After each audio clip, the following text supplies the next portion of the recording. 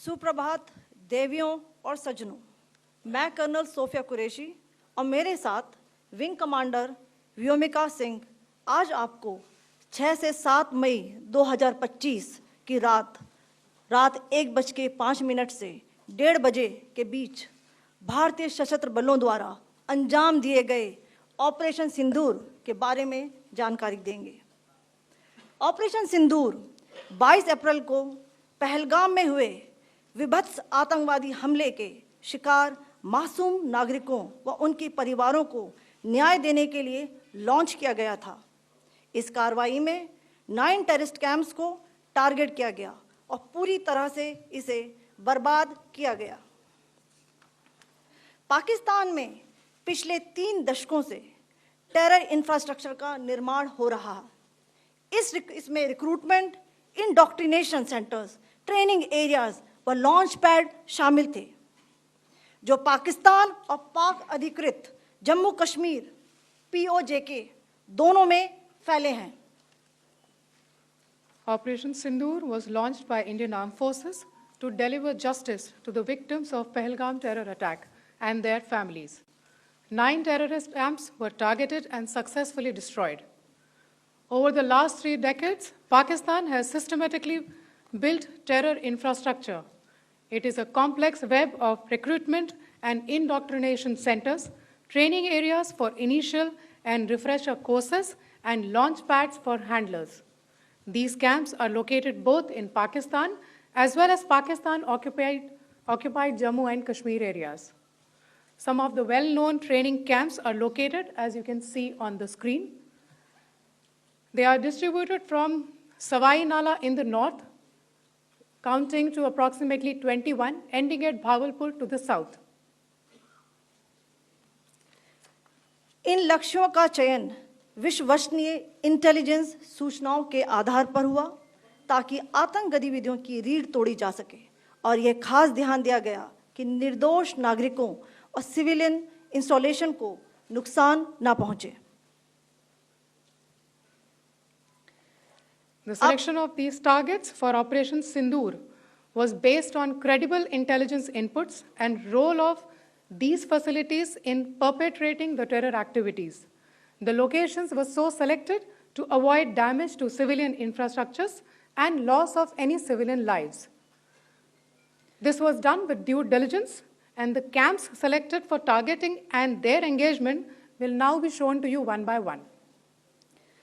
POJK के targets मैं आपको बताना चाहूँगी। सबसे पहले सवाई नाला कैंप मुजफ्फराबाद, जो कि POJK के लाइन ऑफ कंट्रोल से 30 किलोमीटर दूर है। यह एक लश्कर तौयबा का ट्रेनिंग सेंटर था।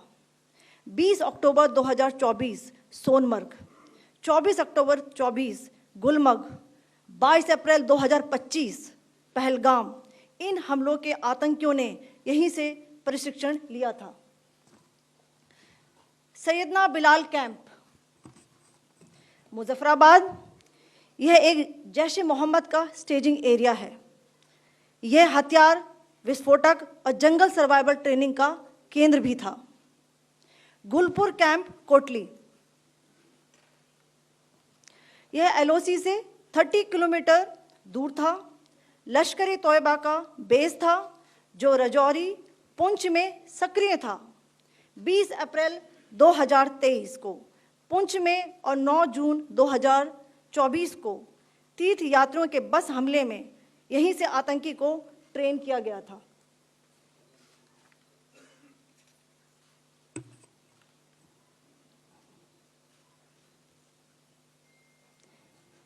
बरनाला कैंप भिंबर, ये LOC से 9 किलोमीटर दूर है। यहाँ पर हथियार, हैंडलिंग, IED व जंगल सर्वाइवल का प्रशिक्षण केंद्र था। अब्बास कैंप कोटली,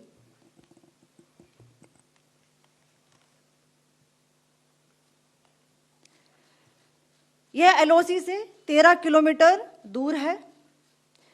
लश्कर तौयबा का फिदाइन यहाँ तैयार होता था। इसकी कैपेसिटी 15 टेररिस्ट को ट्रेन करने की थी।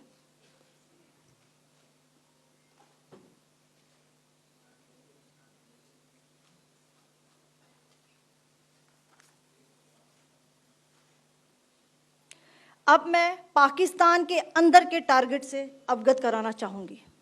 पहला, सर्जिकल कैंप सियालकोट। यह अंतर्राष्ट्रीय सीमा से 6 किलोमीटर की दूरी पर है, सांबा कठुआ के सामने।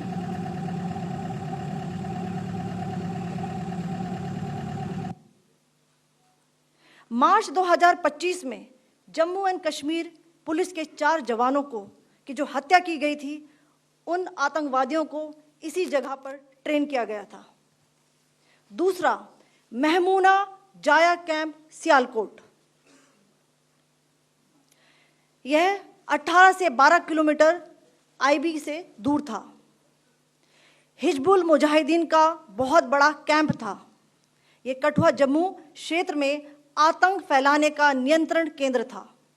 पठानकोट एयरफोर्स बेस पर किया गया हमला भी इसी कैंप से प्लान और डायरेक्ट किया गया था।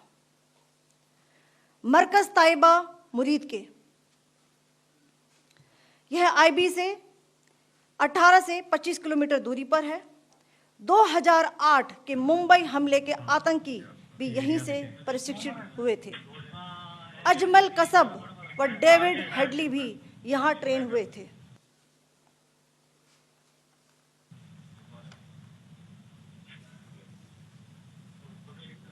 आगे दूसरा आया।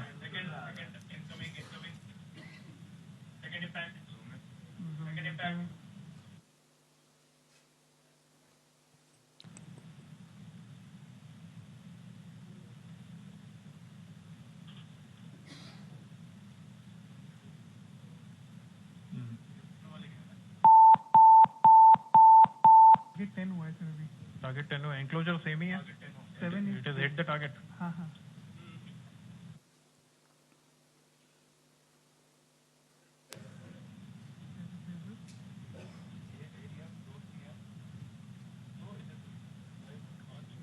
आ गया sir impact.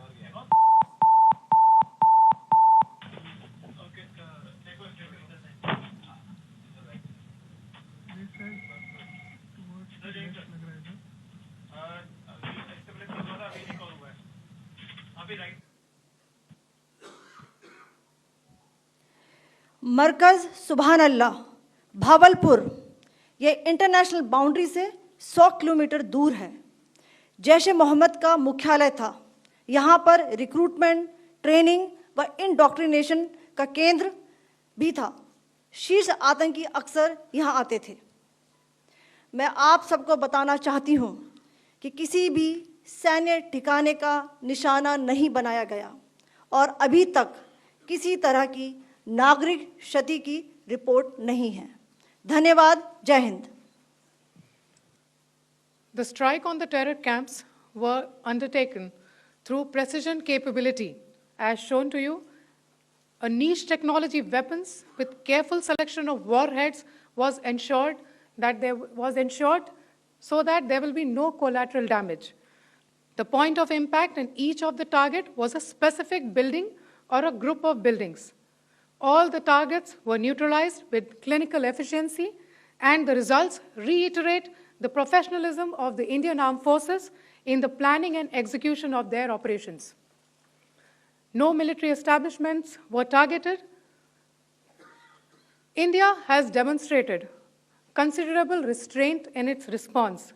However, it must be said that the Indian Armed Forces are fully prepared to respond to Pakistani misadventures, if any, that will escalate the situation. Jai Hind, and thank you very much.